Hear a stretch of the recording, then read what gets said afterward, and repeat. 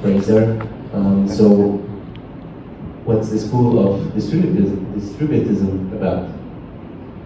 I think I'll start by talking a little history, because my colleagues here have had their schools introduced with historical background and mine hasn't. I just have to give everyone a bit of context.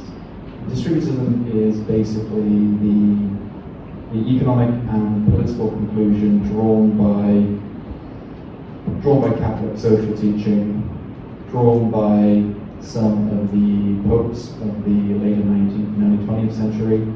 Andreas here talked about subsidiarity and mentioned Pope Leo XIII, whose encyclical, that was Eternal Patrus, was published in 1889.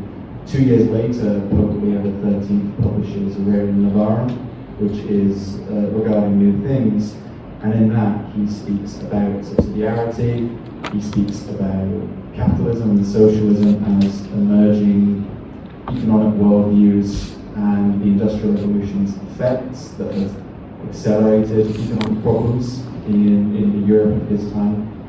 And what he talked about was essentially built upon by two British thinkers, Gilbert Keith Chesterton and Hilaire Belloc, who I'm sure many people here are familiar with. They essentially, came to the consensus together that the main issue with society, this is building on Pope Leo XIII, the main issue of society is about the distribution of property. In capitalism, which they believed was a temporary state anyway before society fell back into slavery, capitalism saw the concentration of property and assets into the hands of a small entrepreneurial class, while socialism or communism, whichever you want to call it, saw the concentration of property and assets into the hands of the government. It's not a proletariat revolution of the working class. They advocated essentially the ownership of land and property be distributed, hence the name, but not by force, by creating regulation and a culture of private ownership. So people should be encouraged to be responsible for themselves, and that manifests as the ownership of your own house, the ownership of your own mode of transport, your own means of working, the tools, for example, or your means of capital generation, so land. And essentially, the two fundamental underlying principles there are subsidiarity, which was already introduced by Andreas as the idea that all decisions should be made on as local a level as possible, but also another principle that Johannes hinted at just now, solidarity, the idea that the economy should be orientated around public good and the dignity of the individual, rather than the reverse, which is humans serving the economic machine. Does that kind of answer the question? Mm-hmm. Yeah.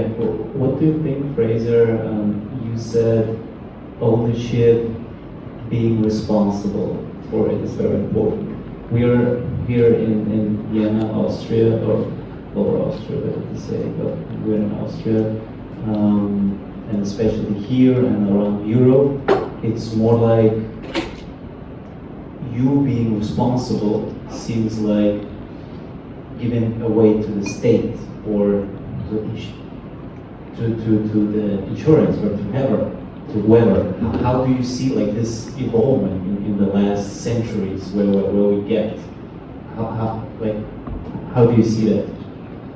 Well, if I retreat back into history just quickly, the reason that Belloc, for example, saw capitalism as an unstable societal state was because during the Industrial Revolution, so 1800s, verging onto the early 1900s, the approach of the state to increasing civil unrest and decreasing living standards among the working class population was to regulate. It was to bring in institutions like the minimum wage and healthcare, other forms of welfare. They were essentially ceding, or the state was taking responsibility for the people into its own hands and saying, there are issues with society, but we will massage the problem for you and ensure it doesn't become too great.